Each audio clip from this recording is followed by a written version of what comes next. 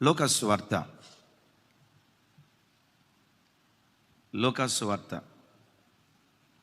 19వ అధ్యాయం 38వ వచనం నుంచి 40వ వచనం వరకు నేను చెప్తుండగా నాతో కలిసి అందరూ స్వరమెత్తి పలకటానికి ప్రయత్నం చేయండి. ప్రభు పేరిట వచ్చు రాజు స్తుతింపబడునుగాక. పరలోకమందు సమాధానమును సర్వోన్నతమైన స్థలములలో మహిమయు ఉండునుగాక అని తాము చూచిన అద్భుతములన్నిటిని గూర్చి మహాశబ్దముతో 39 ఆ జనసమూహములో ఉన్న కొందరు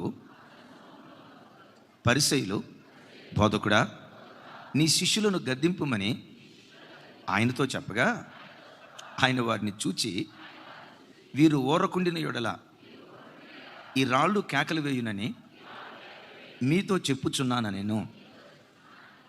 ఇక అందరూ తలల పైకెత్తారు. యేసుక్రీస్తు కొంతమంది అసూయపరులు ఉంటారు. ఎందుకంటే ఎదుటోడిని పొగుడుతూ ఉంటే వీడు భరించలేడు.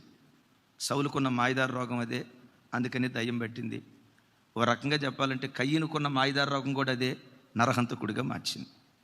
యేసయ్యను వాళ్ళు పొగుడుతూ ఉంటే వాళ్ళు ఓరవలేక వాళ్ళు అంటారు, బోధకుడా, నీ శిష్యుల్ని మౌనంగా ఉండమని వాళ్ళకి చెప్పు. ప్రభు అంటాడు, ఓరి పిచ్చి మహారాజులారా, వాళ్ళు మౌనంగా ఉంటే ఈ రాళ్ళు కేకలేయటం ప్రారంభిస్తాయి, ఆ శబ్దాన్ని మీరు అసలు తట్టుకోలేరు అంటాడు. Praise the lord. రాళ్ళు కేకలేస్తాయా? యేసు ప్రభు మాటలు కొన్ని వినటానికి భలే విచిత్రంగా ఉంటాయి. మేము అబ్రహాము సంతానం అని ఇజ్రాయిల్ అతిశయపడతా ఉంటే, మేము అబ్రహాము సంతానం అని మీరు అతిశయపడతారేంటి? దేవుడు ఎవరో తెలుసా? రాళ్ళల్లో నుండి కూడా అబ్రహామునకు సంతానాన్ని పుట్టించగలడు అంటాడు. ఇక్కడేమన్నారు? రాళ్ళు కేకలేస్తాయి అన్నారు. అక్కడేమన్నారు? రాళ్ళు కేకలేస్తాయా? మిమ్మల్ని అడిగే తల్లి, రాళ్ళు కేకలేస్తాయా? ఏయవా అంటే యేసు ప్రభు చెప్పింది అబద్ధమా? అంటే యేసయ్యని అబద్ధీకుని చేసేసారు మీరు. రాళ్ళకి పిల్లలు పుడతారన్నావా? దేవుడు చెప్పాడు కాబట్టి పుడతారంతే. ఆమెన్. సరే, ఈ మాటలో ఉన్న ఆధ్యాత్మిక సత్యం వినే ముందు అసలు యేసుక్రీస్తు వారు గాడిద పిల్ల మీద ఎక్కి యెరూషలేముకి ఎందుకు వెళ్ళారు? యేసయ్యను రాజు అని పిలుస్తారు కదా. రాజులు సహజంగా గాడిదలు ఎక్కుతారా, గుర్రాలు ఎక్కుతారా? గాడిదలు. ఎవర్రా మనిషి? రాజులు గుర్రాలు ఎక్కుతారు. గుర్రాలు ఎక్కి విజయోత్సవంతో ఊరేగించబడతారు. ఈయనేమో నేను రాజుని అంటాడు, వచ్చేదేమో గాడిద మీద వస్తున్నాడు. నిన్ను ఎట్లా అంగీకరించాలన్నట్లుగా పరిసయ్యులు గుసగుసలాడుతున్నారు. ఎందుకు యేసయ్య గాడిద పిల్లకి యెరూషలేము పట్టణానికి వచ్చారో తెలుసా? ప్రవచనం యొక్క నెరవేర్పు కొరకు. లేఖనాలలో అలా రాయబడి ఉంది. మన ప్రభువులో ఉన్న గొప్పతనం ఏంటో తెలుసా? ఆయన పుట్టుక లేఖనానుసారం, ఆయన జీవితం లేఖనానుసారం, ఆయన శిలువ మరణం లేఖనానుసారం, ఆయన సమాధి చేయబడిన పద్ధతి లేఖనానుసారం, 3 దినాలు సమాధిలో ఉండటం, 3వ దినాన సమాధి గుండెను చీల్చి మృత్యుంజయుడై తిరిగి లేవటం, ప్రతిదీ లేఖనం. అదే అపోస్తుడైన పౌలువారు కొరింథీ పత్రిక 15వ అధ్యాయంలో చెప్తాడు, నాకు అప్పగించబడిన ఉపదేశ ప్రకారం, లేఖనముల ప్రకారం యేసుక్రీస్తు మృతి పొందాడు, 3 దినాలు సమాధిలో ఉన్నాడు, లేఖన ప్రకారం సమాధిలో నుంచి లేపబడ్డారు. అంటే ప్రభువారు ఏది చేసినా, లేఖనం ఏది చెయ్యమని చెప్పిందో లేఖనాన్ని అనుసరిస్తూ ప్రభు చేశాడు. యేసయ్యకి మహిమ కలుగును గాక. యేసయ్య గాడిద పిల్లకి యెరూషలేము వస్తారని లేఖనాల్లో పాత నిబంధనలో ఎక్కడైనా రాయబడి ఉందా? రాయబడి ఉంది. జకరియా గ్రంథం 9వ అధ్యాయం 9-10 వచనాలు. భలే చక్కటి మాటలు. ప్రపంచంలో ఉన్న రాజులకు ఈ రాజుకున్న ప్రధాన వ్యత్యాసం. ప్రపంచంలో ఉన్న రాజ్యాలు ఏమైపోయాయి, యేసుక్రీస్తు రాజ్యం ఏమైపోబోతుంది? ప్రపంచంలో ఉన్న రాజ్యాలకు యేసుక్రీస్తు రాజ్యానికి ఉన్న ఓ ప్రాముఖ్యమైన వ్యత్యాసం ఈ 2 వచనాల్లో మనం చూస్తాం. 9-10 వచనాలు చూడండి. సియోను నివాసులారా బహుగా సంతోషించుడి, యెరూషలేము నివాసులారా ఉల్లాసముగా ఉండుడి. నీ రాజు నీతిపరుడును రక్షణ గలవాడును దీనుడునై గాడిద పిల్లను ఎక్కి నీ యొద్దకు వచ్చుచున్నాడు. ఎఫ్రాయిములో రథములు లేకుండా నేను చేసేదను, యెరూషలేములో గుర్రములు లేకుండా చేసేదను, యుద్ధపు విల్లు లేకుండా పోవును. నీ రాజు సమాధాన వార్త అన్యజనులకు తెలియచేయును. సముద్రము నుండి, స్వరమెత్తాలి, సముద్రము నుండి సముద్రము వరకు, యూఫ్రటీస్ నది మొదలుకొని భూదిగంతముల వరకు అతడు ఏలును. చప్పలు కొడుతూ దేవునికి స్తోత్రాలు చెప్దాం. రైట్. ఎందుకు యేసయ్య గాడిద పిల్లకి యెరూషలేము వచ్చాడు చెప్పండి? ఇప్పుడు ప్రవచనం యొక్క నెరవేర్పు. జకరియా గ్రంథకర్త ప్రవచించాడు, నీ రాజు యెరూషలేమా భారవాహికమైన గాడిద పిల్లనెక్కి నీ దగ్గరికి వస్తాడు. ఆ రాజు ఎలాంటి వాడు తెలుసా? అందరి రాజుల్లాగా నీతి లేనోడు కాదు. సొలొమోను గారు కూడా రాజే. మా సొలొమోను సార్కి ఒకసారి నా వైపు చూసి చెప్పండి. సొలొమోను గారు కూడా రాజే. విన్నారా? మధ్యధరా సముద్రం మొదలుకొని యూఫ్రటీస్ నది వరకు ఇశ్రాయేలు దేశాన్ని ఏలేడు, రాజే. కాకపోతే చూసి చెప్పండి అమ్మా, 1000 మంది భార్యలు మా సార్కి. ఒక మాట అంటాడు, 1000 మంది పురుషుల్లో ఒక్కరినైనా మంచివాడిని చూసా కానీ ఆ తర్వాత మాట చెప్తే నా మీద కోప్పడతారు మీరు. సొలొమోను గారు ఏమంటాడంటే, 1000 మంది పురుషుల్లో ఒక్కనైనా మంచివాడిని చూసా కానీ 1000 మంది స్త్రీలలో ఒక్కరిని కూడా నేను మంచిదాన్ని చూడలేదు అంటాడు. ఓ పెద్ద ఆయన ఏమన్నాడు తెలుసా? సొలొమోనా, ఆడవాళ్ళు నీకు మంచివాళ్ళు కనపడకపోవటానికి కారణం ఏంటంటే అసలు నువ్వు మంచివాడు అయితే కావలేనోడికి లోకం అంతా పచ్చ కనపడింది అన్నట్లు నీ దగ్గర మంచి క్యారెక్టర్ లేదు కాబట్టి లోకంలో స్త్రీలు నీకు మంచి కనపడలేదని నేను అనలేదు ఆ మాట. ఓ పెద్ద ఆయన అన్నమాట. ఆ పెద్ద ఆయన నేనే అనుకోండి. ప్రస్తుతానికి దేవుడు మిమ్మల్ని దీవించుగాక. నా వైపు చూడండి. సొలొమోను కూడా రాజే. నేనంట నీతి విలువలు అంతగా మనం చూడలేము. దావీదు రాజే, ఫరో రాజే, సన్హరీబు రాజే. చాలామంది రాజులు ఉన్నారు. ఆ రాజులందరూ నీతి లేని రాజులుగా బ్రతికారు. యెరూషలేములో ప్రవేశిస్తున్న ఈ రాజు నీతిపరుడైనటువంటి రాజు. తన నీతితో ఏం చేస్తున్నాడో తెలుసా? ఎక్కడో యెరూషలేములో ప్రారంభించబడిన ఆయన రాజ్యం సరిహద్దులు దాటుకుంటూ, పట్టణాలు దాటుకుంటూ, రాష్ట్రాలు దాటుకుంటూ, దేశాలు దాటుకుంటూ, ఖండాలు దాటుకుంటూ ఆయన రాజ్యం భూమండలం అంతా వ్యాపించబోతూ ఉంది. వ్యాపించడం మాత్రమే కాదు, వ్యాపించిన రాజ్యం తరతరాలు నిలిచుంటుంది. ఆ రాజ్యాన్ని ప్రపంచంలో ఎవడు కోల్చలేడు. ఒకవేళ ఎవడైనా కోల్చాలనుకున్నాడో వాడు కూలిపోతాడు. ఆ రాజ్యాన్ని ఎవడైనా పడగొట్టాలనుకున్నాడో వాడు పడిపోతాడు. ఎందుకంటే ఈ రాజు తన రాజ్యాన్ని నీతిమాలిన జీవితంతో స్థాపించలేదు. దేనితో స్థాపించాడు? ఈ రాజు నీతిపరుడు. సామెతల్లో ఒక మాట రాసింది, నీతి వలన సింహాసనము స్థిరపరచబడును అని రాసింది. ఒకసారి చెప్పండి, నీతి వలన సింహాసనము స్థాపించబడుతుంది, స్థిరపరచబడుతుంది. నీతి ఎక్కడ ఉంటుందో సింహాసనం అక్కడ స్థిరపరచబడుతుంది.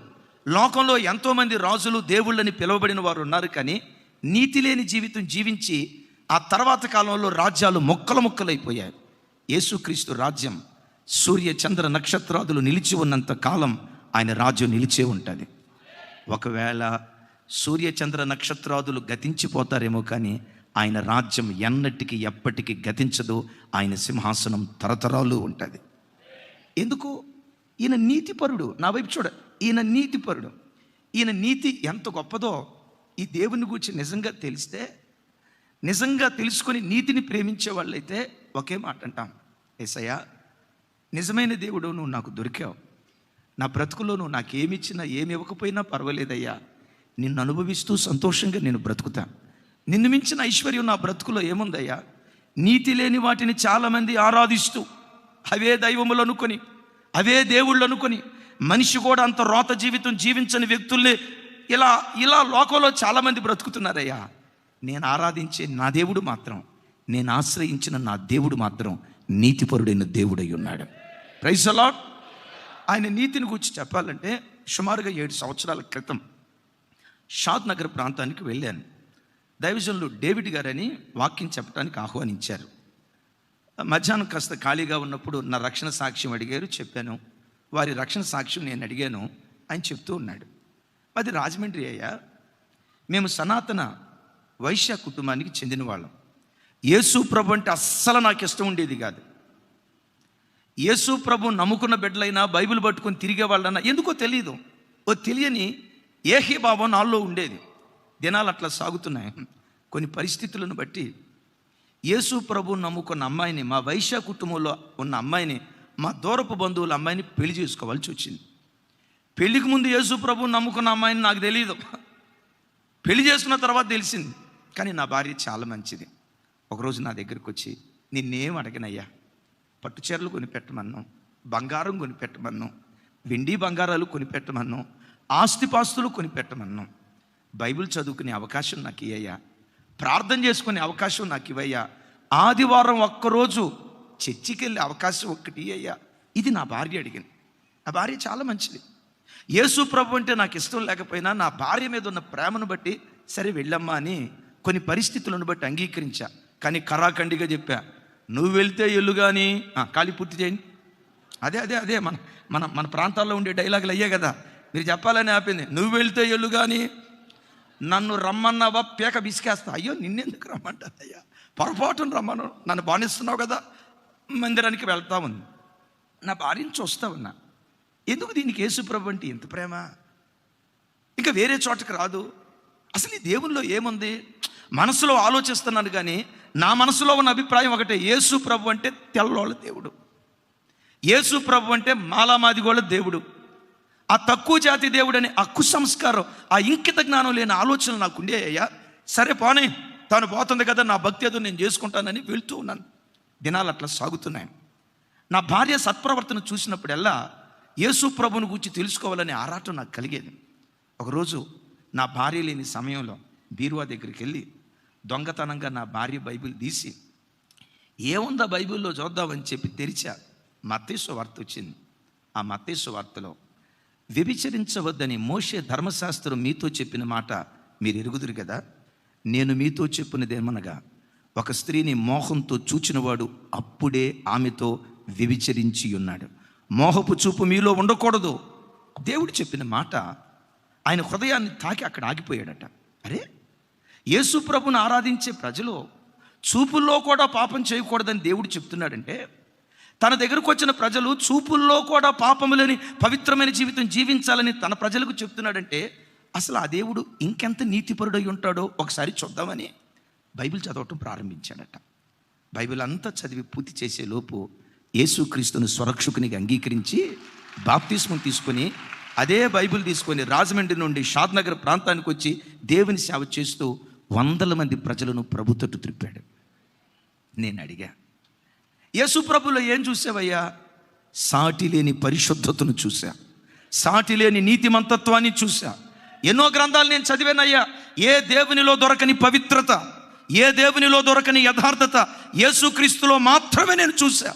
ఆయన అంటూ అన్నాడు, ఆయన ఆరాధించే ప్రజలు చూపుల్లో కూడా పాపం చేయకూడదని ఆ స్టాండర్డ్ తన ప్రజల దగ్గర నుంచి కోరుకున్నాడంటే, అసలు ఆ దేవుడు ఇంకెంత స్టాండర్డ్ కలిగిన దేవుడు అయి ఉంటాడు కదా. అది నా మనసును ప్రభు తట్టు త్రిప్పిందయ్యా. వినారా బిడ్డలారా? యేసయ్య తన గుణగణాలతో ప్రపంచాన్ని గెలుచుకుంటాడు. కత్తితో కాదు, ఖడ్గంతో కాదు. నన్ను నమ్ముతావా నమ్మవా? నమ్మకపోతే నేను చంపేస్తా, రిజర్వేషన్ తీసేస్తా, ఆధార్ కార్డు తీసేస్తా. ఏంది మహిళా మండలి ఏదో ఉంది కదా, డోక్రానా? డోక్రా తీసుకున్న అప్పులు పాలైపోయిన వాళ్ళు సగం మంది ఉన్నారు. డోక్రా కార్డు తీసేస్తా, రేషన్ కార్డు తీసేస్తా అని బెదిరించి ప్రలోభ పెట్టి లోపరుచుకోలేదు. యేసుక్రీస్తు ప్రపంచాన్ని ఎలా జయించాడో తెలుసా? తన నీతియుక్తమైన జీవితం ద్వారా ప్రపంచాన్ని జయించాడు. ఆయన నీతి ద్వారా తన రాజ్యాన్ని స్థాపించాడు. నీతి ద్వారా తన రాజ్యాన్ని స్థాపించాడు గనుక ప్రపంచంలో ఉన్న రాజ్యాలు కాలానుగుణంగా కనుమరుగైపోతాయేమో కానీ యేసుక్రీస్తు రాజ్యం తరతరాలు యుగయుగాలు అది నిలిచే ఉంటుంది. కారణం, నీతితో స్థాపించబడిన రాజ్యం. ఈ రాజు ఎవరు? నీతిపరుడు. రెండో మాట ఏమంటాడు తెలుసా? ఈ రాజు రక్షణ గలవాడు. ఆమేన్. ఏం కలిగినవాడు? రక్షణ కలిగినవాడు. ఒకసారి నా వైపు చూడాలి. ఏం కలిగినవాడు చెప్పాలి కొంచెం గట్టిగా. ఈ దేవుడు రక్షించేవాడా భక్షించేవాడా? నేను ఒక మాట అడుగుతా. పెద్దలు ఒక మాట అన్నారు, దుష్ట శిక్షణ శిస్త. పెద్దగా చెప్పాలి. మీకు తెలుసు కదమ్మా, మీరేం అమెరికా వాళ్ళు కాదుగా. ఒకసారి చెప్పండి. దుష్ట శిక్షణ శిష్ట రక్షణ. నేను మిమ్మల్ని అడుగుతా, ఈ ప్రపంచంలో పాపం చేయని మనుషుడు ఎవడైనా ఉన్నాడా? ఒక్కడిని తీసుకురండి అంటాడు. అందరూ పాపం చేసి ఏకంగా పనికిమాలినోళ్ళు అయిపోయారంట. ఆకాశం క్రింద భూమికి పైన నాలో పాపము లేదని మాట్లాడగలిగిన వ్యక్తి ఒక్కరు లేరు, యేసుక్రీస్తు వారు తప్ప. ఒకవేళ దుష్టుని శిక్షించాల్సి వస్తే ప్రతి మనిషి శిక్షించబడాల్సిందే. ప్రతి మనిషి శిక్షకు అర్హుడే, శిక్షకు పాత్రుడే. నేనంట దుష్టుని శిక్షించేది ప్రతివాడు చేస్తాడు, కానీ దైవత్వం యొక్క గొప్పతనం ఏంటో తెలుసా? ఆ దుష్టుని కూడా క్షమించి రక్షించి ఆ దుష్టత్వం వానిలో కనపడకుండా మార్పు కలిగేటట్లుగా చేయగలిగేదే దైవత్వం. Praise the lord. మరోసారి చెప్దాం, ప్రైజ్ ది లార్డ్. యేసుక్రీస్తు వారు ఎవరు? యేసుక్రీస్తు వారు ఎవరు? రక్షకుడు. ఎలా రక్షిస్తాడు? పాపిని క్షమించి పాపలో నుంచి విడుదలిచ్చి తన పిల్లలకు రక్షణను భిక్షగా ప్రసాదించి మరోసారి బ్రతుకులో ఆ పాపం వైపు వెళ్లకుండా పవిత్రతలో నిలవబడేటట్లుగా చేయగలిగిన శక్తిభరితుడైనటువంటి దేవుడు. రోజు ఎంఎం కీరవాణి గారని ఆయన సంగీత దర్శకుడట. వాస్తవంగా నాకు తెలియదు. నాకు మొదటి నుంచి సినిమాలంటే అంత పిచ్చి ఉండేది కాదు, అంత ఎక్కువ చూసేవాడిని కాదు, చాలా తక్కువ. అయితే ఎవరో నాకు పంపించారు, ఆయన సినీ దర్శకుడట. నాకు అంత వివరాలు తెలీదు. ఆయన అడిగారు. ఆయన మాట్లాడుతూ నేను పాటల రికార్డింగ్కి వెళ్ళేటప్పుడు యేసు ప్రభుకు ప్రార్థన చేసుకొని వెళ్తానయ్యా. ఎందుకు యేసు ప్రభుకు ప్రార్థన చేసుకొని వెళ్తానంటే, యేసుక్రీస్తులో దొరికే క్షమాపణ ప్రపంచంలో మరి ఏ దేవునిలో నాకు దొరకదయ్యా. 39 కొరడా దెబ్బలు కొట్టారు, తల మీద మండల కిరీటాన్ని పెట్టారు, నాగటి సాళ్ళు దున్నబడినట్లుగా ఆయన శరీరం దున్నబడిపోయింది. 3 మేకుల మీద నిర్దోషి కానీ దోషిగా ఎంచబడి 3 మేకుల మీద వేలాడాడు. ఆయన ఒక్క శాపపు వచనం పలికితే యెరూషలేం పట్టణం ఉన్న పాటున బూడిదైపోతుంది, భస్మమైపోతుంది. ఏదైనా చేయగలడు ఆయన. అలాంటి సంక్లిష్ట పరిస్థితులలో కూడా తండ్రి వీరు ఏమి చేయుచున్నారు, వీరు ఎరుగరు గనుక వీరిని క్షమించండి ఆ కరుణామూర్తి అన్నాడే, అలాంటి మాట ప్రపంచంలో ఇంకెవ్వరూ అనలేదయ్యా. అందుకే యేసుక్రీస్తు అంటే నాకు ఇష్టం అన్నాడు. దరిదాపుగా 4000 మతాలు ఉన్నాయి ప్రపంచంలో. ప్రతి మతం రక్తపాతాన్ని చిందించి మతాలు స్థాపించారు. యేసయ్య ఎదుటోడిని చంపి తన మతాన్ని స్థాపించాల. అయినా ఇది మతం కాదు. ఎదుటి వాళ్ళ ప్రాణం తీసి తన మార్గాన్ని స్థాపించాల. తన ప్రాణాన్నే ధారపోసి పాపిని కూడా క్షమించి హక్కును చేర్చుకొని రక్షణను భిక్షగా ప్రసాదించి ప్రపంచ మానవాళిని గెలుచుకున్న జైవీరుడు యేసుక్రీస్తు ప్రభువారు. ప్రపంచంలో రాజ్యాలన్నీ కాలానుగుణంగా కలుమరుగైపోయాయి. చాలా రాజ్యాల గురించి మనం వింటాం కదా.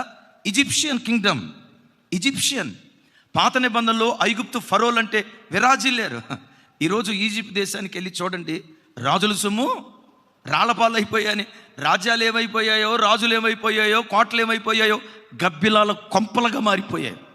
ఆ తర్వాత అష్షూరు సామ్రాజ్యాన్ని గురించి బైబిల్లో చూస్తాం, బబులోను సామ్రాజ్యాన్ని గురించి చూస్తాం, గ్రీసు సామ్రాజ్యాన్ని గురించి చూస్తాం, మాదీయ పారసీక రాజ్యాన్ని గురించి చూస్తాం, ఆ తర్వాత గ్రీసు సామ్రాజ్యాన్ని గురించి చూస్తాం. మనకు చరిత్ర అందిన తర్వాత రోమా సామ్రాజ్యాన్ని గురించి చూస్తాం. రాజులు పోయాయి, రాజ్యాలు పోయాయి, వారితో పాటు ఆ రాజ్యాలన్నీ నేలమట్టమైపోయాయి. 2000 సంవత్సరాల నుండి యేసుక్రీస్తు రాజ్యం నేటికి విరాజిల్లుతూనే ఉంది. బిడ్లరా, నేటి వరకే కాదు, సూర్య చంద్ర నక్షత్రాదులు నిలిచి ఉన్నంత కాలం ఆయన రాజ్యం నిలిచే ఉంటారు. ఇందాక చెప్పే కదా, ఒకవేళ వాళ్ళు గతించిపోతారేమో కానీ ఆయన రాజ్యం తరతరాలు ఉంటుంది. యేసయ్యకు మహిమ కలుగును గాక. నేను ఎందుకు ఈ మాటలు చెప్పానంటే, ఆయన రాజ్యం తరతరాలు ఉండటానికి కారణం ఏంటంటే, నీతి వలన రాజ్యాన్ని స్థాపించాడు. కత్తి పట్టుకొని రాజ్యాన్ని స్థాపించలేదు. ఎదుటివాడిని చంపి జెహాద్, ఎదుటివాడిని చంపి మారణకాండ సృష్టించి మా మతాన్ని నమ్మకపోతే చంపేస్తామని భయభ్రాంతులకు గురి చేసి ప్రజలను ఆయన తన వైపుకు తిప్పుకోలేదు. తన ప్రాణాన్నే దారపోసి క్షమా ప్రేమ ప్రపంచ మానవాళికి నేర్పి ప్రపంచాన్ని తన వైపుకు తిప్పుకున్నాడు. పరిశుద్ధుడు కదా, ప్రేమ కలిగినోడు కదా. ఇన్ని గొప్ప గుణాలు కలిగిన దేవుడు నేనేంటో తెలుసా అన్నట్లు కాలర ఎగరేయలేదట. దీనుడై గాడిద పిల్ల మీద వాళ్ళ దగ్గరకు వచ్చాడట. ఇది యేసుక్రీస్తు గొప్పతనం. అందుకనే మరోసారి చెప్తున్నాను, ప్రపంచంలో ఎన్ని రాజ్యాలు వచ్చినా పోయినా కొన్నిసార్లు కొంతమంది రాజులు భయపెడతారు, ప్రధానులు భయపెడతారు, క్రైస్తవ్యం లేకుండా చేస్తాను అన్నాడు ఒక రాజు. తర్వాత ఏం జరిగిందో తెలుసా? ఆడే లేకుండా పోయాడు. మీకు తెలుసా? ఆడే లేకుండా పోయాడు. జర్మన్లో వాల్టర్ అనే ఒక ఫ్రెంచ్ తత్వవేత్త ఉన్నాడు. కోట్లకు పడగెత్తున్నాడు. నేను చనిపోయే లోపు భూమి మీద బైబిల్ లేకుండా చేస్తా, యేసు ప్రభు నామస్మరణ లేకుండా చేస్తా, అసలు భూమి మీద బైబిల్ లేకుండా చేస్తా, అలా చేయటానికి నా యావదాస్తి దారబోస్తాను అన్నాడు. విచిత్రం ఏంటో చెప్పమంటారా? బైబిల్ ఉంది కానీ ఆడు లేకుండా పోయాడు. ఆ తర్వాత ఏం జరిగిందో తెలుసా? బైబిల్ ప్రింట్ చేయటానికి వాళ్ళ ఇంటినే కొని వాళ్ళ ఇంటిలో నుండే బైబిల్ ప్రింట్ అయ్యి ప్రపంచ దేశాలకు ఎగుమతి అయిపోయిందంట. బైబిల్ లేకుండా చేస్తానని ఆయన ఇల్లే బైబిల్ ప్రింటింగ్ చేసేటువంటి స్థలంగా దేవుడు మార్చాడు. ఎందుకు ఈ మాట చెప్తున్నానంటే, దుర్నీతితో రాజ్యాన్ని స్థాపించలేదు, నీతితో స్థాపించాడు. కత్తి పట్టుకొని రాజ్యాన్ని స్థాపించలేదు, రక్షణను భిక్షగా ప్రసాదించి సమాధానం. ఇన్ని గొప్ప గుణాలు కలిగిన ఈ దేవుడు ఎలాంటి వాడు? ఈ ప్రవచనం యొక్క నెరవేర్పు కొరకు యేసుక్రీస్తు వారు భారవాహికమైన గాడిద పిల్ల మీద వస్తున్నాడు. ఇంతవరకు బాగానే ఉంది. యేసయ్య చేసిన అద్భుతాలన్నిటినీ తలంచుకుంటూ వాళ్ళు బిగ్గరగా కేకలేశారు. మిమ్మల్ని కేకలేయమంటే మీరే ఇట్లా, వాళ్ళు ఎంత మంచి వాళ్ళు చూడండి, హృదయమారా ప్రభుని స్తుతిస్తూ ఉన్నారు. వాళ్ళు కేకలేస్తూ ఉంటే ఈ అసూయపరులో, నీ శిష్యులను మౌనంగా ఉండమనంటే ప్రభు అంటారు, పిచ్చివాళ్ళారా, మీరు మౌనంగా ఉన్నారు కదా, స్తుతించకుండా. ఇశ్రాయేలీలుగా పిలువబడుతున్న ఈ పిల్లల్ని నిన్ను మౌనంగా ఉండమంటున్నారు కదా, వీళ్ళు మౌనంగా ఉంటే ఒక కాలం రాబోతుంది, రాళ్ళు నన్ను స్తుతించబోతున్నాయి, రాళ్ళల్లో నుంచి నాకు పిల్లలు పుట్టబోతున్నారు. దీనికి అంత వివరణ నేను ఇవ్వలేను, తర్వాత వాక్యానికి వెళ్తాను, మీరు అర్థం చేసుకుని. రాళ్ళు నన్ను స్తుతిస్తాయి, రాళ్ళు కేకలు వేస్తాయి అన్నాడు కదా, రాళ్ళల్లో నుంచి పిల్లలను పుట్టిస్తాను అన్నాడు కదా. బైబిల్లో 2 రిఫరెన్స్లు చూపిస్తాను. కీర్తనల గ్రంథం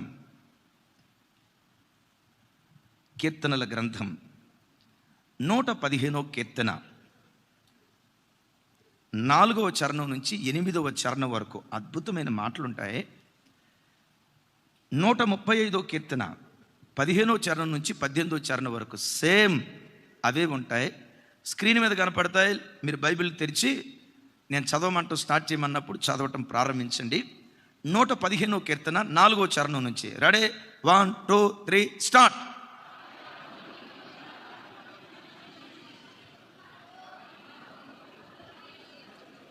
అమ్మ లొడలొడ చదివితే రాదురా తల్లి, కొంచెం ఆగండి. వందే భారత్ ఎక్స్ప్రెస్ లాగా బాకండి, కొంచెం మెల్లిగా చదవండి. రేపల్లి పాసెంజర్ ఒకటి ఉంటుంది, పుల్లు, కొంచెం స్లోగా చదవండి. Ready, 1 2 3 start. 4వ వచనం నుంచి.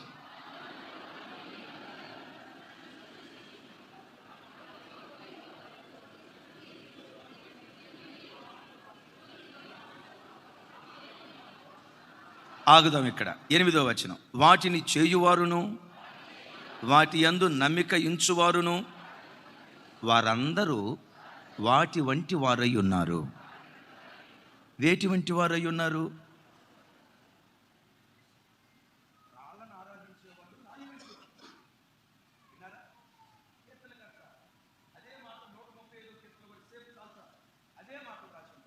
వాటిని చేయువారు వాటి యందు నమ్మిక ఉంచువారు వారందరూ వాటి వంటి వారై ఉన్నారు. జ్ఞానుల సహవాసం చేసేవాడు, చదవర్ల సహవాసం చేసేవాడు, మందుబాబుల బ్యాచ్తో ఉండేవాడు, దేవదాసు మళ్ళీ పుట్టాడు. తాగుబోతులతో సహవాసం చేసేవాడు, మరలా చెప్పాలి, మేధావులతో స్నేహం చేసేవాడు, పాస్టర్ గారులతో స్నేహం చేసేవాడు, ముసలం ముచ్చట్లతో సహవాసం చేసేవాళ్ళు, అమలాపురం వాళ్ళతో స్నేహం చేసేవాళ్ళు అయిపోతారు.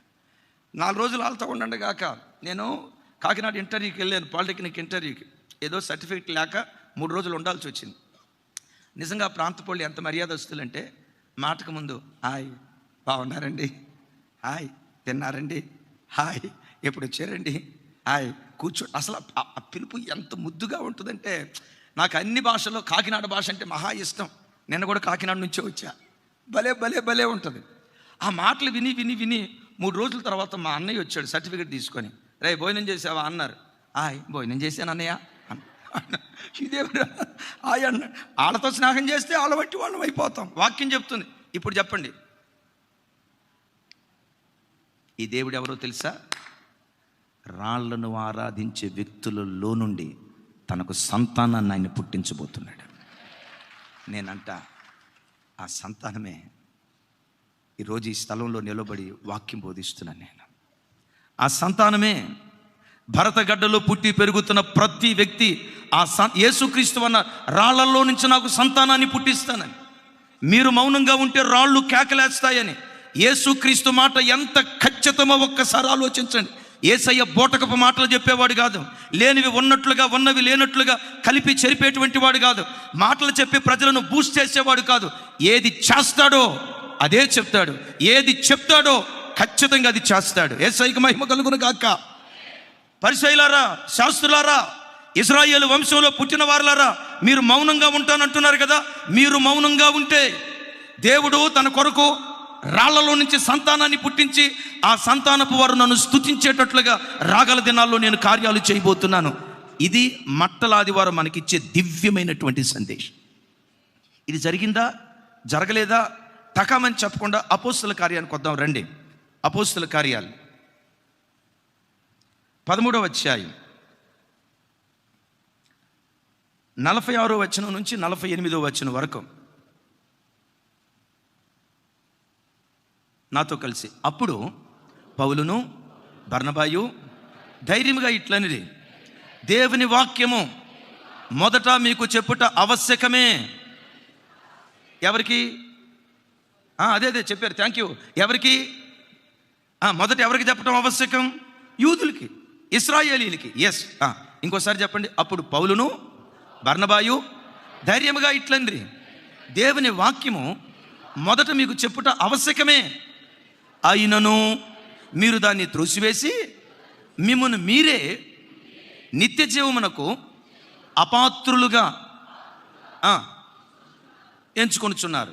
47 ఎట్లనగా నీవు భూదిగంతముల వరకు రక్షణార్థముగా ఉండునట్లు నిన్ను అన్యజనులకు వెలుగుగా ఉంచి ఉన్నాను అని ప్రభు మాకు ఆజ్ఞాపించినది. అన్యజనులు ఆ మాట విని, పెద్దగా అన్యజనులు ఆ మాట విని, మరోసారి అన్యజనులు ఆ మాట విని. ఏ జనులు అంటే ఎవరు వాళ్ళు? మనం ఆగండి, అది పెద్దగా ఎవరు వాళ్ళు అర్థమైంది కదా.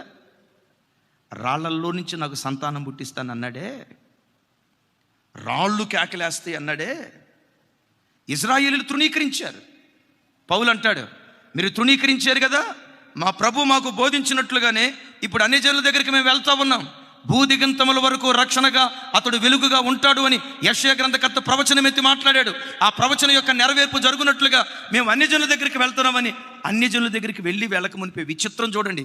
అన్ని జనులు ఆ మాట విని పెద్దగా సంతోషించి దేవుని వాక్యమును మహిమపరిచిరి, మరియు నిత్య జీవమునకు నిర్ణయించబడిన వారందరూ విశ్వసించిరి. చప్పట్లు కొడుతూ స్తోత్రాలు చెప్తాం. రాళ్లలో నుంచి దేవునికి సంతానం పుట్టిందా లేదా? ఐజాక్ ఎక్కడున్నాడమ్మా? ఒకప్పుడు రాయే కదమ్మా, మా కోయిదొరా, అంతే కదా. రాళ్లలో నుంచి సంతానం పుట్టిస్తానన్నాడే, రాళ్ళు నన్ను స్తుతిస్తాయి అన్నాడే. ఇప్పుడు ఆ బిడ్డ ఈ స్థలంలో నిలబడి ప్రభుని స్తుతిస్తూ పాటలు పాడాడు. యేసుక్రీస్తు వారు మట్ల ఆదివారం రోజు చెప్పిన మాట, రాళ్ళు కేకలు వేస్తూ నన్ను స్తుతిస్తాయని. ఇందాక దాకా మనం ఏం చేసాం? యేసుక్రీస్తు మాట అబద్ధం కాదు. 100కి 100 పాళ్ళు తన కార్యాన్ని మన మధ్యలో ఆయన జరిగించాడు. ఆయనకు మహిమ కలుగును గాక. సరే, దేవుని వాక్యం మహింపరిచిరి, మరియు నిత్య జీవమునకు నిర్ణయించబడిన వారందరూ విశ్వసించిరి. ఎవరెవరు విశ్వసించారు? అమ్మమ్మ, ఎవరెవరు విశ్వసించారు? మీ కుటుంబంలో 4 ఉన్నారా తల్లి? 4కి వాక్యం వచ్చింది, కానీ నీవే విశ్వసించావు. ఎందుకో తెలుసా? నీవు నిత్య జీవానికి నిర్ణయించబడిన దానివి. ఎప్పుడు దేవుడు నిర్ణయించుకున్నాడో తెలుసా?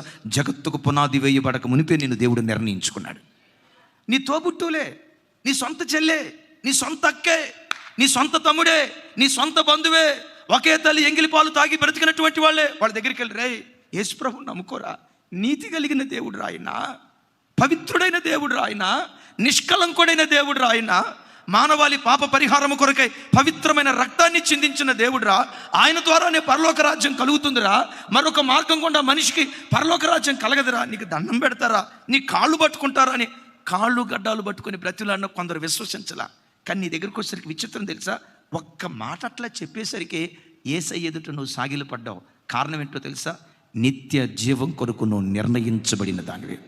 జగత్తుకు పునాది వేయబడక మునిపే పురుషోత్తమ అనే వ్యక్తి పరలోక రాజ్యం చేరాలని, జగత్తుకు పునాది వేయబడక మునిపే వెంకటరెడ్డి గారు పరలోక రాజ్యం చేరాలని, విచిత్రం చూడండి, జగత్తుకు పునాది వేయబడక మునిపే ఒకప్పుడు వాటిని ఆరాధించిన కుటుంబాల్లో పెరిగినటువంటి పలానా సహోదరి పరలోక రాజ్యం చేరాలని కొందరిని నిర్ణయించాడట. ఆ నిర్ణయంలో మనం ఉన్నాం గనుకే సువార్త మన దగ్గరికి రావటంతో ఇట్టే అంగీకరించి యేసయ్య పాదాల చెంత సాగిలపడ్డాం. చప్పలు కొడుతూ స్తోత్రాలు చెప్పాం. ఇప్పుడు చెప్పండి, రాళ్లలో నుంచి దేవునికి సంతానం పుట్టిందా లేదా? అసలు ఇక్కడికంటే ఇంకా పెద్ద రాళ్ళు ఒక చోట ఉన్నాయి. అపోస్తుల కార్యాల్లో ఒక పట్టణం ఉంది, నేను బైబిల్ స్టడీలో చెప్పా. ఆ ఊరిలో ఉండే జనమేమో 8,000. నావా ఎన్నావా? 8,000. ఆ ఊరిలో ఉన్న గుళ్ళేమో 32,000. ఇంకోసారి చెప్పంటారా? ఆ ఊరిలో ఉన్న జనాభానేమో 8,000. ఆ ఊరిలో ఉన్న గుళ్ళేమో, అంటే దాని అర్థం ఏంటి చెప్పాలి? ఒక్కొక్కరికి 4 గుళ్ళు, ఒక్కొక్కరికి 4. ఏ ఊరు చెప్పండి? థ్యాంక్ యూ అమ్మా, ఏథెన్స్. వాళ్ళు ఎంత మంచి వాళ్ళు అంటే ఎప్పటికప్పుడు కొత్త బలిపీఠం కట్టడం, అక్కడ ఏమని పేరు రాసేవాళ్ళు తెలుసా? తెలియని దేవునికి, తెలియని దేవునికి. వాళ్ళు ఎంత విశాల హృదయాలు అంటే ఎంతమంది వచ్చినా మోస్ట్ వెల్కమ్, మాది ఓపెన్ హార్ట్, మాది బ్రాడ్ మైండ్ అని ఎంతమంది వచ్చినా మోస్ట్ వెల్కమ్ అనే బ్యాచ్. అక్కడికి వెళ్ళాడండి పౌలు గారు. అయిలారా, తెలియని దేవుడు అని పేరు రాశారే, ఆ తెలియని దేవుని గురించి చెప్తున్నాను. ఆ తెలియని దేవుడే నజరేయుడైన యేసుక్రీస్తు ప్రభువారు, దేవత్వపు సర్వ పరిపూర్ణత కలిగిన వాడు. మీ కవీశ్వరులు కూడా ఈ మాట చెప్పారు. వాళ్ళ కవీశ్వరులు సోక్రటీస్, అరిస్టాటిల్, మహా గొప్ప మేధావులు ఏథెన్స్ పట్టణంలో ఉన్నటువంటి వాళ్ళు, అయ్యా ఇది పరిస్థితి, మీ పూర్వీకులు ప్రవచించిన దేవుడు ఈయనే, మీ పూర్వీకులు వెతికిన దేవుడు ఈయనే, ఈయన ద్వారానే తీర్పు జరగబోతుంది, ఈయన ద్వారానే పరలోక రాజ్య ప్రవేశం కలుగుతుందని ఈయనే ఈయనే ఈయనే అని యేసుక్రీస్తు దైవత్వాన్ని ప్రకటిస్తే అద్భుతం తెలుసా? అంతవరకు వాటిని ఆరాధించిన ప్రజలు వాటిని మాని నిజదేవుని వైపు తిరిగి ప్రభుని స్తుతించటం ప్రారంభించారు. Praise the lord. యేసయ్య అన్నారు అబ్రహామునకు రాళ్లల్లో నుంచి సంతానం పుట్టిస్తానని. పుట్టించడమే కాదు, ఆ రాళ్ళు ఎలా ఉంటాయో తెలుసా? పెద్దగా చెప్పాలి, మీరు మౌనంగా ఉంటారు. ఎస్, ఇప్పుడు ఇశ్రాయేలీలు మౌనంగా ఉన్నారు. యాకోబులో భక్తిహీనపు ముసుగు వేయబడింది. అయితే ఎంతవరకు వేయబడి ఉంటుందో తెలుసా? రోమపత్రికలు అంటాడు, అన్యజనుల ప్రవేశము సంపూర్ణమయ్యే వరకు యాకోబులో భక్తిహీనపు ముసుగు ఉంటుందట. తన ప్రణాళికలో ఎంతమంది అన్యజనులు రక్షణలోకి రావాలని జగత్తు పునాది వేయబడక మునిపే దేవుడు నిర్దేశించాడో, ఈ అన్యజనులందరూ రక్షణలోకి వచ్చిన తర్వాత, అప్పుడు యాకోబులో ఉన్న ముసుగు తీసేసిన తర్వాత వాళ్ళందరూ యేసే మెస్సయ్య అని సాగిలపడి యేసుక్రీస్తుని ఆరాధించడం ప్రారంభిస్తారు. చప్పలు కొడుతూ దేవునికి స్తోత్రాలు చెప్దాం. రైట్.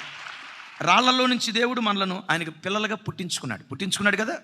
ఇప్పుడు ఈ రాళ్ళు ప్రభుని స్తుతించే రాళ్ళుగా ఉన్నాయి. నాకు ఈ మాట చెప్పేటప్పుడల్లా ఒక తల్లి గురించి కంపల్సరీగా చెప్పాలనిపిస్తుంది. మేము సుందరనగర్లో ఉన్నప్పుడు రాజుల కుటుంబం నుంచి ఒక తల్లి రక్షించబడింది. ఆ తల్లి పేరు సీతమ్మ. అదిగో వాళ్ళ అత్తగారు. తల్లి ఒకసారి చేయి అత్తర పైకి. వాళ్ళ అత్తగారు ఏమండి, తూర్పు దిక్కును సూర్యుడు ఉదయించడం మరిచిపోలే కానీ ఒక మాట, తూర్పు దిక్కును సూర్యుడు ఉదయించడం మరిచిపోతాడేమో కానీ ఆమె 4:30-5 పడకల మీద నుంచి లేచి ప్రార్థన చేయటం మరిచిపోదండి. ప్రతిరోజు 4:30కి కంజర సౌండ్. మేము అనేవాళ్ళం, అమ్మ సీతమ్మ గారు చుట్టుపక్కల ఏమన్నా అనుకుంటారేమో కదా, ఆ కంజర శబ్దం పొద్దున్నే వినపడితే ఎట్లా అంటే, అంటదా తల్లి, ఎవరు సంతోషం వాళ్ళది కదా అయ్యగారు, నాకు ఆ కంజర శబ్దం ఉంటేనే హుషారు వస్తుంది అయ్యగారు. ఎంత చక్కగా పాటలు పాడేదాం. ప్రతి సాయంత్రం ఆ తల్లి భక్తి ఎంత గొప్పదంటే, ఆదివారం పొయ్యి కూడా ముట్టించదంట. ఆమె చెప్పండి ఒకసారి. అంటే ఈ మాటని ఓహో బవాచి బిర్యానీ తెచ్చుకొని ఉంటుందేమో అని అనుకునేరు కాక పుణ్యాత్ములారా. అలాగని దాన్ని మనం పాటించమని కాదు, ఆదివారం స్టవ్ వెలిగించకూడదని బైబిల్ ఎక్కడా లేదు. కానీ ఆ తల్లి ప్రతిష్ట. శనివారమే సిద్ధపడేది, 9కి ఆరాధన అయితే 8:40 కల్లా వచ్చేది ఆ తల్లి. ఇప్పుడు గుర్తొస్తుంది, రాళ్లల్లో నుంచి దేవుడు తన కొరకు సంతానాన్ని పుట్టించుకున్నాడు. ఆ సంతానం ఆయనను స్తుతించే సంతానంగా దేవుడు చేసుకున్నాడు. Praise the lord. ఇప్పుడు సంతానాన్ని పుట్టిస్తానన్నాడు, సంతానం స్తుతించే సంతానంగా చేస్తానని ఈ రాళ్లలో నుంచి పుట్టించిన సంతానాన్ని గురించి పేతురు గ్రంథకర్త చక్కటి మాట అంటాడు. చూడండి ఆ మాట, పేతురు పత్రిక, దివ్యమైన మాటలు గుండెల్లో రాసుకోండి. పేతురు మొదటి పత్రిక 2వ అధ్యాయం 4-5 వచనాలు.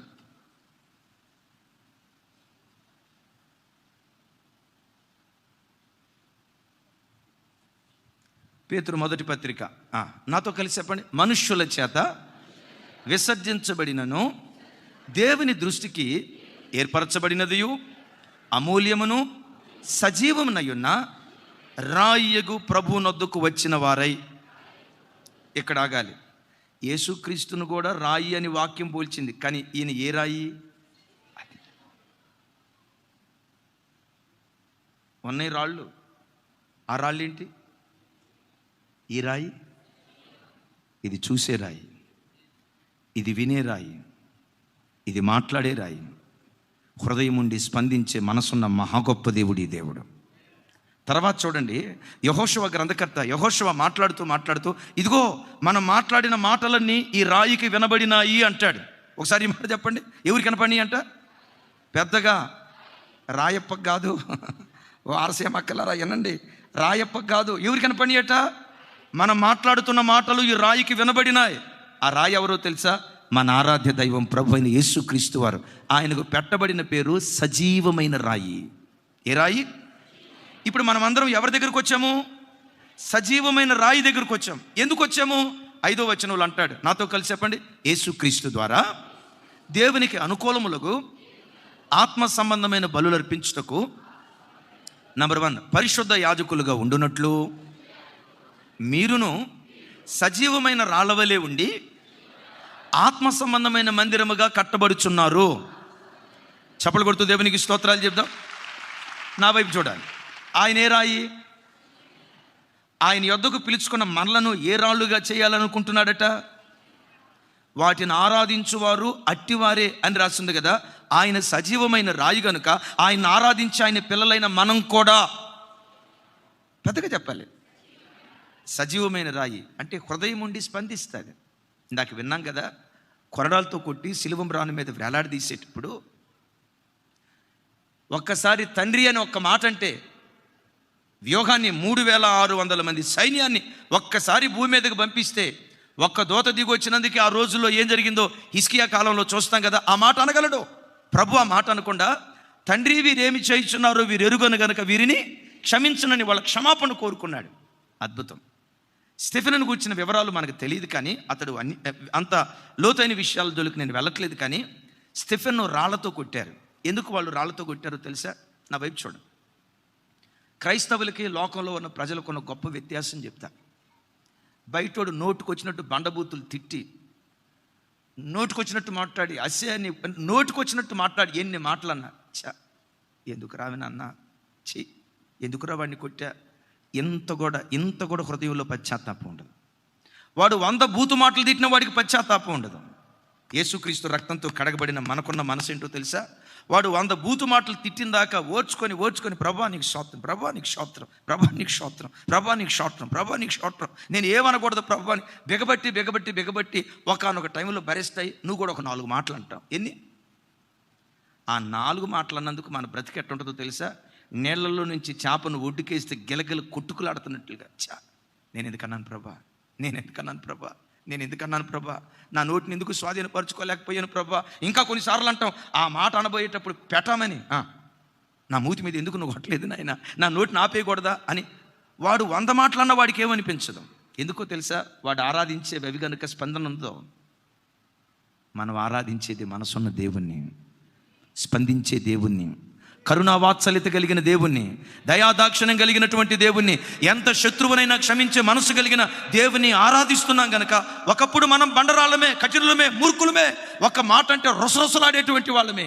కానీ ఈ ప్రభుని ఆరాధించి చివరికి ఆయన వంటి వారిగా మనం మారిపోయాం. ఆయన సజీవమైన రాయి, మనం కూడా సజీవమైన రాళ్ళం. విచిత్రం చూడండి. ఈ సౌలు ధర్మశాస్త్రాన్ని అనుసరించినప్పుడు రాళ్ళు ఇసిరేవాడు. సౌలు ఒక రాయి. రాళ్ళ దెబ్బలు తింటూ స్టెఫెన్ అంటాడు, తండ్రి నా ఆత్మను చేర్చుకోయా అని చెప్పి, ఈ పాపము వారి మీద మోపకము, క్షమించయ్యా అంటాడు. ఎందుకు ఈ మాట అన్నాడు? సజీవమైన రాయిని ఆరాధించాడు గనుక.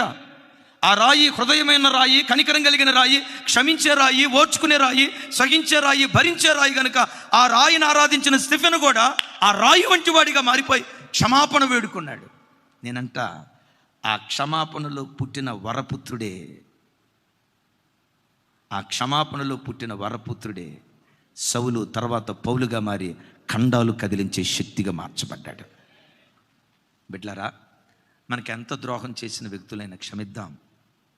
మాటకు మాట మన రాయి నైజం కాదు, దోషణకు ప్రతి దోషణ మన రాయి నైజం కాదు, దెబ్బకు దెబ్బ మన రాయి నైజం కాదు. మన రాయి మనకు నేర్పిన నైజం, నేను మిమ్మల్ని క్షమించిన ప్రకారం మీ పొరుగు వారిని ఒకరినొకరు క్షమించండి అంటాడు. ఎట్ ద సేమ్ టైం కొన్నిసార్లు అన్యాయం జరిగేటప్పుడు న్యాయం కొరకు పోరాటం తప్పేం కాదు సుమే. న్యాయం కొరకు పోరాటం, ఆశ్రయించడం అది తప్పేం కాదు. అయితే నేను అంటాను, ఈ రాయి సజీవమైన రాయి కనుక, ఆ రాయి మనకు క్షమాపణ నేర్పింది కనుక దెబ్బకు దెబ్బ క్రైస్తవ్యం కాదు, మాటకు మాట క్రైస్తవ్యం కాదు, దోషణకు ప్రతి దోషణ క్రైస్తవ్యం కాదు, కీడుకు ప్రతి కీడు క్రైస్తవ్యం కాదు.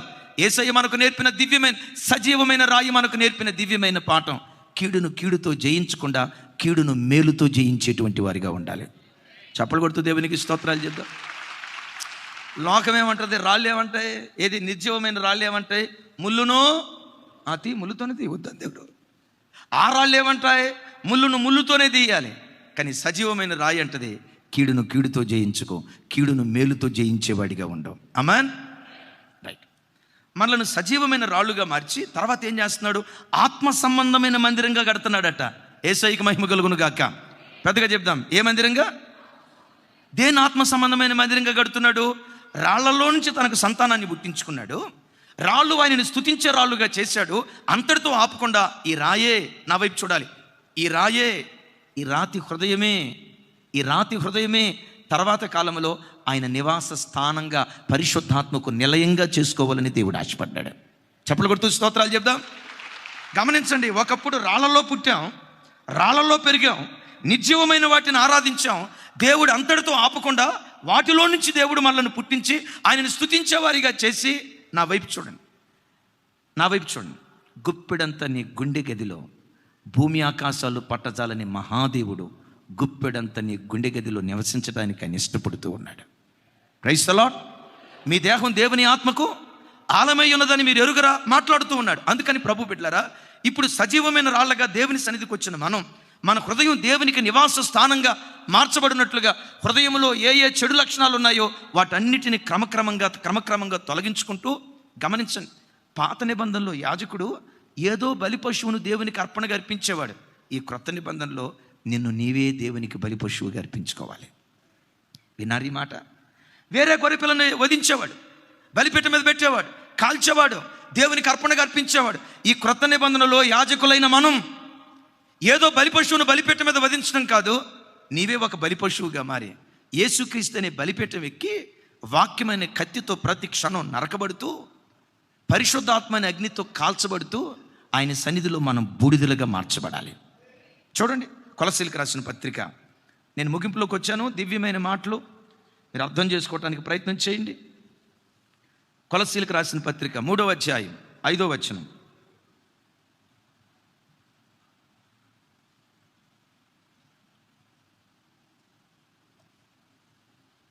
ఎస్, నాతో కలిసి. కావున భూమి మీద ఉన్న మీ అవయవములను, అనగా జారత్వమును, అపవిత్రతను, కామాతృతను, దురాశను, విగ్రహారాధన అయిన ధనాపేక్షను చంపివేయండి. ఆ తర్వాత కోపము, అసూయ, ద్వేషము, అబద్ధాలు వీటన్నిటిని విసర్జించండి అని మాట్లాడతాడు. అంటే క్రీస్తు బలిపీఠం చేరిన తర్వాత చంపాల్సిన వాటిని చంపాలి, విసర్జించాల్సిన వాటిని విసర్జించి, ఇప్పుడు మనం ఏం చేయాలి? క్రీస్తు యేసు మొలరాయి ఉండగా అపోస్తులు ప్రవక్తులు వేసిన పునాదుల మీద ఆత్మ సంబంధమైన మందిరంగా చక్కగా మనం కట్టబడుతూ రావాలి. ఎవరైతే చక్కగా కట్టబడతారో ఆ గుప్పెడంత గుండె గదే దేవునికి నివాస స్థానంగా దేవుడు మార్చుకోవటం ప్రారంభిస్తాడు. చప్పలు కొడుతూ దేవునికి స్తోత్రాలు చెప్దాం. అయిపోయింది. ఈ రాళ్ళను తన దగ్గరికి తీసుకొచ్చుకున్నాడు. ఇవి కేకలేస్తూ ఉన్నాయి. సజీవమైన రాయి అయింది. యేసయ్య ఎట్టివాడు అట్టివాడిగా ఈ రాయి మార్చబడింది. ఆత్మ సంబంధమైన మందిరంగా కట్టబడుతుంది. అంతటితో ఆ రాయి పైన అయిపోలేదు. ఆ రాయి మీద దేవుడు పెట్టిన గురుతర బాధ్యత ఏంటో తెలుసా? పరిశుద్ధమైన యాజకులుగా ఆ రాళ్లను చూడాలని దేవుడు కోరుకున్నాడు. Praise the Lord. ఏ యాజకులుగా? మరోసారి, ఏ యాజకులుగా? పాత నిబంధనలో లేవి గోత్రంలో పుట్టి అహరోను వంశానికి చెందిన వారు మాత్రమే యాజకులు. క్రొత్త నిబంధనలో యేసుక్రీస్తు రక్తముతో కడగబడిన ప్రతి వ్యక్తి యాజకులై ఉన్నారు. యాజకులై ఉన్నారు. విన్నారు ఈ మాట? పాత నిబంధనలో యాజకుడు ఏ పని చేశాడో, క్రొత్త నిబంధనలో ఆయన రక్తంతో కడగబడిన ప్రతి వ్యక్తి ఒక యాజకుడిగా, యాజకురాలుగా బ్రతికేటువంటి వారిగా ఉండాలి. ఇది దేవుని యొక్క ప్రణాళిక, దేవుని యొక్క ఉద్దేశం. యాజకుడు ఎప్పుడు ఏం చేస్తాడు? ప్రజలకు, ప్రభువుకు మధ్యలో ఉండి, మధ్యవర్తిగా ఉండి విజ్ఞాపన చేస్తూ ఉంటాడు, ప్రార్థన చేస్తూ ఉంటాడు. ఇదే యాజకుని పని. ప్రత్యేకంగా ఈ కడవరి దినాల్లో మీరు నేను చేయాల్సిన యాజకత్వం ఒకటి ఉంది. హబక్కూకు గ్రంథం చూడండి, చక్కటి మాట అది. హబక్కూకు గ్రంథం 2వ అధ్యాయం 11-12 వచనాలు. గోడలలోని రాళ్ళు మొరపెట్టుచున్నవి, దూలములు వాటికి ప్రత్యుత్తరం ఇచ్చుచున్నవి. నరహత్య చేయుట చేత పట్టణము కట్టించువానికి శ్రమ, దుష్టత్వము జరిగించుట చేత కోటను స్థాపించు వారికి శ్రమ. పై వచనాల్లో, కింద వచనాల్లో రాసి ఉంటుంది. లోకమంతా అరాచకం జరుగుతుంది, అక్రమం జరుగుతుంది, లంచగొండితనం, నరహత్య, భయంకరమైన పాడు కార్యక్రమాలు జరుగుతున్నాయి. ఇలాంటి పరిస్థితుల్లో గోడలలో ఉన్న రాళ్ళు మొరపెడతా ఉంటే దూలములు వాటికి ప్రత్యుత్తరం ఇచ్చుచున్నవి. చప్పలు కొట్టు స్తోత్రాలు చెప్దాం. నా వైపు చూడాలి. ఏవి మొరపెడుతున్నాయంట? పెద్దగా చెప్పాలి. నేను మిమ్మల్ని అడుగుతా, రాళ్ళు మొరపెడతాయా? మొరపెట్టవా? మరి ఇక్కడ ఏం రాసి ఉందమ్మా? రాళ్ళు ఏం చేస్తున్నాయి? ఎవరా రాయి? సజీవమైన రాయిగా పిలువబడుతున్న యేసుక్రీస్తు దగ్గరకు వచ్చిన మనం అందరం ఆ సజీవమైన రాళ్ళమై ఉన్నాం. ఈ రాళ్ళమై ఉన్న మనం చేయాల్సింది ఏంటో తెలుసా? లోకంలో జరుగుతున్న అక్రమాలన్నిటినీ దేవుని సన్నిధిలో గుర్తుకు తెచ్చుకొని, ఓసారి దర్శి పట్టణానికి వెళ్ళాను. ఆ రోజుల్లో గవర్నమెంట్ పేదవాళ్ళకి బాత్రూములు ఉచితంగా కట్టించడానికి 10,000 రూపాయలు శాంక్షన్ చేశారండి. గవర్నమెంట్ వాళ్ళు 10,000 రూపాయలు శాంక్షన్ చేస్తే వాళ్ళ చేతికి వచ్చింది 9,000 ఎందుకయ్యా 9,000? ఆ 1,000 రూపాయలు ఏమన్నా పాస్టర్ గారికి దశంభాగం ఇచ్చారా అన్న. లేదయ్యా, శాంక్షన్ చేసే అధికారి ఆఫీసర్ ఉన్నాడు కదా, 1,000 రూపాయలు మినాయించుకొని 9,000 ఇచ్చాడంట. ఈ పేదోళ్ళ దగ్గర ఆఫీసర్ పొందుకున్నాడంటే 1,000 రూపాయలు ఎంత పుణ్యాత్ముడో చూడండి. పేదోళ్ళ దగ్గర తీసుకున్నాడంట. అది కూడా రైట్ రాయల్గా 100 రూపాయలు నాకు 1,000 రూపాయలు నాకు 9,000 రూపాయలు మీకని బలవంతంగా తీసేసుకున్నాడంట. ఇలాంటి దారుణమైన పరిస్థితి. దేవుని బిడ్డలారా, ఈరోజు ప్రపంచంలో, ప్రత్యేకంగా మన దేశంలో కొన్ని చోట్ల న్యాయం దొరకట్లా. న్యాయాన్ని అన్యాయంగా, అన్యాయాన్ని న్యాయంగా ఘోషిస్తున్నారు. ఆ మధ్య ఒక జడ్జి గారి మీద పెద్ద దుమారం, అవునో కాదో నాకు తెలీదు, పెద్ద దుమారం. ఆ జడ్జి గారు లంచం తీసుకొని న్యాయాన్ని మార్చేశాడట. ఇలాంటి ఘోరమైన పరిస్థితులు మన కళ్ళ ముందు జరుగుతున్నప్పుడు ఈ రాళ్ళు చేయాల్సిన పని ఏంటో తెలుసా? దేవుని సన్నిధిలో మొరపెడుతూ ప్రార్థన చేయాలి. అలా మొరపెడుతూ ప్రార్థన చేస్తే మన బ్రతుకులకు దూలము ఆధారమై ఉన్న దేవుడు నీ మొరవిని ప్రత్యుత్తరం ఇవ్వటం ప్రారంభిస్తాడు. చప్పలు కొడుతూ దేవునికి స్తోత్రాలు. మంచిది, మనకు అన్యాయం జరిగినప్పుడు ధర్నాలు చేయటం తప్పేమీ కాదు. పోలీస్ స్టేషన్ దగ్గరికి వెళ్ళి మాకు అన్యాయం జరిగిందని అడగటం తప్పేమీ కాదు. అయితే నేనంట, పోలీస్ స్టేషన్ దగ్గర దొరకని న్యాయం, కోర్టుల దగ్గర, చట్టాల దగ్గర దొరకని న్యాయం, నీతి కలిగిన న్యాయాధిపతి యేసుక్రీస్తు వారి యొద్ద మరి నిశ్చయంగా మనకు న్యాయం దొరుకుతుంది. ఆయన ఒక్కసారి రోషాన్ని బూనేడా, వీటన్నిటిని నిమ్మలపరచడం ప్రారంభిస్తాడు. ఆయన మన విషయమై రోషం ఉన్నట్లుగా సంఘం చేయాల్సిన పని ఏంటంటే, గోడలలో ఉన్న రాళ్ళు, ఏ గోడలో ఉన్న రాళ్ళు? మనలను ఆత్మ సంబంధమైన మందిరంగా కట్టాడు కదా, ఆ ఆత్మ సంబంధమైన మందిరంలో ఒక్కొక్క బిడ్డ ఒక్కొక్క రాయి. నేనొక రాయి, మీరొక రాయి, మీరొక రాయి. ఈ రాళ్ళు మౌనంగా ఉండకూడదు. యేసయ్య అంటాడు కదా, ఈ రాళ్ళు మౌనంగా ఉంటే ఆ రాళ్ళు కేకలేస్తాయి అన్నాడు. కేకలేసిన రాళ్ళు ఎవరై అంటే అన్య కుటుంబాల నుండి రక్షించబడిన మనం జరుగుతున్న అన్యాయాన్ని బట్టి దేవుని సన్నిధిలో కేకలేసే వ్యక్తులుగా ఆయన సన్నిధిలో బ్రతుకుదుముగాక. చూడండి, రాళ్లలో నుంచి సంతానాన్ని పుట్టించి కేకలేసేటట్లుగా చేసి, విచిత్రం చూడండి, పరిశుద్ధమైన యాజకులుగా చేసుకున్నాడు, సజీవమైన రాళ్ళగా చేసుకున్నాడు. విచిత్రం చూడండి, సజీవమైన రాళ్ళుగా చేసుకున్నాడు, పరిశుద్ధమైన యాజకులుగా చేసుకున్నాడు, ఆత్మ సంబంధమైన మందిరాలుగా చేసుకున్నాడు. సాధు సుందర్ సింగ్ రాయిలోంచి తనకు సంతానాన్ని పుట్టించుకున్నాడు. ఆ దైవ సేవకుడి ద్వారా వేల హృదయాలను ఆత్మ సంబంధమైన మందిరంగా దేవుడు కట్టించుకున్నాడు.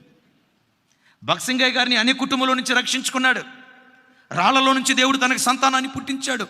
ఆ ఒక్క దైవ సేవకుడి ద్వారా 10,000 సంఘాలు దేవుడు స్థాపించాడు. యేసన్న గారు ఎప్పుడూ చెప్తారు, మా తాత పేరు పోతురాజు, మా నాన్న పేరు నరసింహుడు, మేక గొంతు పిసికిన రక్తం పచ్చి రక్తమే తాగే అంత మంచి వంశం. ఆ రాళ్ల వంశంలో నుండి ఒక దైవజనుని లేవనెత్తాడు, తెలుగు రాష్ట్రాలు తలకిందులు చేసి ధ్రువతారగా మార్చాడు. ఆమేన్. ఒకవేళ మీరు మమ్మల్ని చూసి, అన్నయ్య అసలు మీ టోటల్ పుట్టుకతోనే మీ తాతలు ముత్తాతలు క్రిస్టియన్ కాదమ్మా, రాళ్ల వంశం. రాళ్లల్లో నుంచి దేవుడు తనకు సంతానాన్ని పుట్టించుకొని ఆత్మ సంబంధమైన మందిరంగా ప్రజలను కట్టేటట్లుగా లక్షల కొలది ప్రజలకు దీవెన కారణంగా దేవుడు మార్చాడు.